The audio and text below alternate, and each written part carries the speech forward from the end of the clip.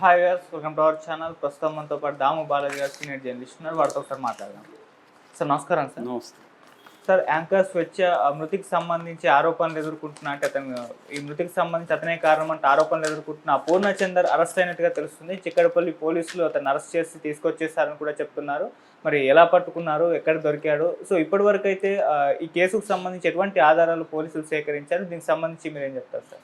యాక్చువల్గా ఈ అమ్మాయి జవహర్ నగర్లో ఊరేసుకుని చనిపోయింది కాబట్టి స్వేచ్ఛ అక్కడ అది చిక్కడపల్లి పరిధిలోకి వస్తుంది. అందుకని చిక్కడపల్లి పరిధిలో పోలీసులు ఆ రోజు రాత్రి అరౌండ్ 9:20కి అట్లా వచ్చి బాడీని తీసుకెళ్లారు. పోస్ట్ మార్టంకి 11:36కి పోస్ట్ మార్టం స్టార్ట్ చేసి 1 అవర్ పోస్ట్ మార్టం చేశారు. ఇప్పటి వరకు ఏంటంటే అందుతున్న సమాచారం ప్రకారం పోస్ట్ మార్టం రిపోర్టు అఫిషియల్గా రిలీజ్ చేయలేదు, కానీ ఆ డాక్టర్లు చెప్పడం లేకపోతే పోలీసులు చెప్పడం దీన్ని బట్టి ఇప్పుడు ప్రాథమికంగా ఇది ఆత్మహత్య అనే నిర్ధారణకు వచ్చారు. తల్లిదండ్రులు కూడా ఇది హత్యగా వాళ్ళు ఆరోపించలేదు. కంప్లైంట్లు కూడా ఈ మా అమ్మాయి ఆత్మహత్యకు పూర్ణచంద్రే కారణం అనే విషయాన్ని అయితే వాళ్ళు రాశారు. సో కాబట్టి ఇది ఏంటంటే హత్య కేసుగా నమోదు చేయలేదని చెప్తున్నారు. ఇంకా అంటే ఇప్పటి వరకు ఏంటంటే అనుమానాస్పద మృతిగానే వాళ్ళు ఫస్ట్ పరిశీలిస్తారు అన్నమాట పోలీసులు. ప్రాథమిక ఆధారాలు ఇంకా పెరిగే కొద్దీ అది అనుమానాస్పదం నుంచి హత్య లేకపోతే ఆత్మహత్య అనేది నిర్ధారిస్తారు. దీనికి ప్రధానంగా ఏంటంటే ఒకటి పోస్ట్ మార్టం రిపోర్టు, రెండోది సర్కమ్స్టాన్షియల్ ఎవిడెన్స్ అంటారు. అంటే పరిస్థితి అక్కడ ఫోన్ కావచ్చు, లేకపోతే వీళ్ళిద్దరి మధ్య సంభాషణలు కావచ్చు, చాటింగ్ కావచ్చు, లేకపోతే చుట్టుపక్కల ఉన్న వాళ్ళ ఇది కావచ్చు, దీంట్లో ఇన్వాల్వ్ అయినా అంటే ఆ పాప అరణ్య అంటారు, ఆ పాప కావచ్చు, లేకపోతే తల్లిదండ్రులు కావచ్చు, బంధువులు కావచ్చు, ఈ కొలీగ్స్ కావచ్చు, మ్యాక్సిమం వీళ్ళందరిని విచారించి సర్కమ్స్టాన్షియల్ ఎవిడెన్సు, తర్వాత మెటీరియల్ ఎవిడెన్సు ఇవన్నీ చూసుకొని అట్లాగే FSL report, forensic science lab report ఇవన్నీ చూసుకొని చేస్తారు. మామూలుగా అయితే ఏంటంటే సైంటిఫిక్ క్రైమ్ సీన్ ఇన్వెస్టిగేషన్ ఎలా ఉంటుంది, చనిపోయినప్పుడే ఫోరెన్సిక్ ల్యాబ్ వాళ్ళు అక్కడికి వెళ్ళాలి, ఆ బాడీని అక్కడే ఉంచి మిగతా అన్నీ కలెక్ట్ చేయాలి, అక్కడ వేలుముద్రలు అక్కడ ఇంకేమున్నాయి ఇవన్నీ చేయాలి. కానీ మనకేంటంటే చాలా చోట్ల జరగట్లేదు. ఆ తర్వాత ఎప్పుడో చేస్తున్నారు, ఈ లోపల క్రైమ్ సీన్ రూయిన్ అయిపోతుంది, ఇలాంటి ప్రాబ్లమ్స్ ఉన్నాయి మనకి ఇంకా. ఎందుకంటే ప్రతి పోలీస్ స్టేషన్కి ఒక ఫోరెన్సిక్ పర్సను లేకపోతే ఒక సైబర్ క్రైము యూనిట్ ఇలాగ చేయాలని బిఎన్ఎస్ భారతీయ న్యాయ సంహితకు సంబంధించిన దీంట్లో ఉంది. బట్ అది 5 ఏళ్ళు పెట్టుకున్నారు, 5 ఏళ్లలో చేయాలని, ఎందుకంటే అది బిగ్ టాస్క్ కాబట్టి. సో దానివల్ల ఏమవుతుందంటే ఎక్కడో ఫోరెన్సిక్ సైన్స్ ల్యాబ్కి పంపించాలి, వాళ్ళకి ప్రెజర్ ఉంటుంది, అది 1 మంత్ 2 మంత్స్ పడుతుంది, ఇది ఇట్లాంటి ప్రాబ్లమ్స్ ఉంటాయన్నమాట. సో అందుకని ఇప్పుడు ఏంటంటే అనుమానిత మృతిగా నమోదు చేసుకున్నారు. దాని తర్వాత కంప్లైంట్లో కూడా పూర్ణచందర్ పేరు ఇచ్చారు కాబట్టి ఇప్పుడు అబెట్టింగ్ సూయిసైడ్ అంటారు. అబెట్టింగ్ సూయిసైడ్ అంటే ఆత్మహత్యకు ప్రేరేపించినాడు అనే నేరం ఈయన మీద మోపుతారు. ఇప్పుడు ఈయన్ని పట్టుకోవాలనుకున్నారు, ఈయన దొరకలేదని చెప్పి ట్రై చేస్తున్నట్టుగా నిన్నటి వరకు వార్త వచ్చింది. అయితే ఈ మధ్యకాలంలో పూర్ణచందర్ పేరుతో ఒక 5 పేజీ లెటర్ కూడా వచ్చింది. అందులో పూర్ణచందర్ తనకు అమ్మాయికి ఉన్న ఒక రిలేషన్షిప్ని క్రానాలజికల్గా 2009 నుంచి ఇప్పటి వరకు ఎలాగా వాళ్ళ రిలేషన్షిప్ మారుతూ వచ్చింది, ప్రజెంట్ ఎలా ఉంది. సో ఈ అమ్మాయి ఆత్మహత్యకి నేను కారణం కాదు, మా ఇద్దరి మధ్య మంచి రిలేషన్షిప్సే ఉన్నాయి. మొన్న కూడా నేను తిరువన్నామలైకి అమ్మాయిని అరుణాచలంకి అమ్మాయిని తీసుకెళ్ళాను. అంటే తిరువన్నామలైలోనే ఉంటుంది అరుణాచలం, అక్కడికి తీసుకెళ్ళాను, ఇవన్నీ కూడా అతను చెప్పాడు. అయితే అతను వాళ్ళ నాన్న మీదనే చెప్తున్నాడు. నాన్న అమ్మాయిని ఒక రూడ్గా ఒక మాట అన్నాడు, అది అమ్మాయి హర్ట్ అయింది.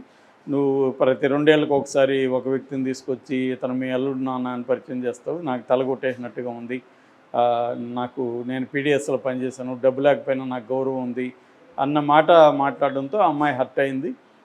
మేబీ అది ఫస్ట్ టైం కాకపోవచ్చు, గతంలో కూడా వాళ్ళ మధ్య ఇట్లాంటివి జరుగుండొచ్చు. ఎందుకంటే తను అనుకున్నట్టు అమ్మాయి లేదు అనే విషయం వాళ్ళకి ఇబ్బంది కలిగించవచ్చు, లేకపోతే ఆ అమ్మాయి కూడా తన పరిధిలో తను స్ట్రగుల్ అవుతుంది జీవితంతో, తన ఆదర్శాలు ఉన్నాయి, రోజువారీ జీవితం ఉంది, తను కూతురు ఉంది, జాబ్ ఉంది, తనకి కొన్ని జీవితంలో అసంతృప్తులు ఉన్నాయి, ఒంటరితనం ఉంది, కొన్ని మానసికంగా కొన్ని ఇబ్బందులు పడుతుంది. ఇవన్నిటితో ఆ అమ్మాయి స్ట్రగుల్ ఆ అమ్మాయికి ఉంది.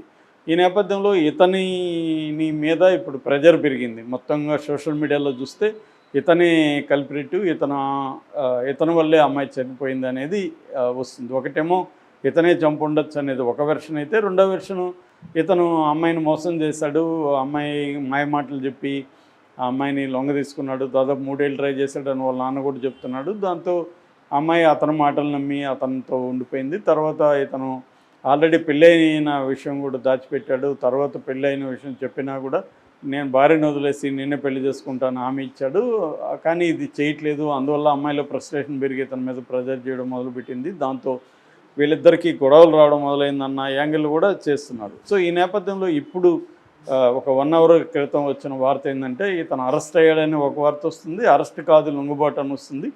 కానీ నాకున్న సమాచారం మేరకు ఇతను సరెండర్ అయినట్టుగానే చెప్తున్నారు. ఎందుకంటే అతను కూడా అన్నీ ఆలోచించుకున్నాడు. అతనికి జర్నలిజము, పొలిటికల్ బ్యాక్గ్రౌండ్ ఇవన్నీ ఉన్నాయి కాబట్టి అతనుకు అర్థమైంది ఏమంటే ఎలాగూ మనల్ని వీళ్ళు పట్టుకుంటారు, అది ఇంకా ఎక్కువ అవుతుంది, దాని బదులు మనం కూడా సరెండర్ అయిపోయి కోర్టులో చేసుకున్నాము, మనం తప్పు చేయలేదు అనే కాన్ఫిడెన్స్ తనకు ఉన్నట్టుగానే చెప్తున్నారు. నేను తప్పు చేయలేదు, నేను ఆ అమ్మాయిని కానీ వాళ్ళ పాప అరణ్యాన్ని కానీ బాగా చూసుకున్నాను. సో నా పరిధిలో నేను బాగున్నాను, ఒక భర్త స్థానంలో తండ్రి స్థానంలో నేను ఉండి అన్ని కర్తవ్యాలు నెరవేర్చాను. అమ్మాయికి ఇబ్బందులు ఉన్నాయి, ముందు నుంచి కూడా అమ్మాయికి ఇబ్బందులు ఉంది. అమ్మాయిని గతంలో కూడా నేను డాక్టర్ దగ్గరికి తీసుకుపోయాను, డిప్రెషన్ ఉంది, యాంగ్జైటీ ఉంది, మానసిక సమస్యలు ఉన్నాయి. దానికి సంబంధించి నేను కూడా అనేకసార్లు అమ్మాయిని తీసుకెళ్ళాను, నేను హెల్ప్ చేయడానికి ట్రై చేశాను. బట్ అమ్మాయికి ఈ ఇష్యూస్ వల్ల వీళ్ళ నాన్న ఇలా మాట్లాడడం వల్ల అమ్మాయి హర్ట్ అయ్యి ఇచ్చేసి ఉండొచ్చు అన్నట్టుగా ఆయన మాట్లాడారు.